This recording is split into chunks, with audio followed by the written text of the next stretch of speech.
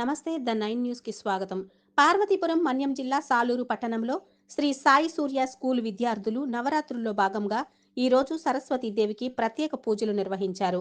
అనంతరం శ్రీమద్ విరాట్ పోతులూరు వీరబ్రహ్మేంద్ర స్వామి మరియు జ్ఞాన సరస్వతీదేవి ఆలయంలో విద్యార్థులతో అభిషేకాలు చేయించామని స్కూల్ యాజమాన్యం తెలిపారు.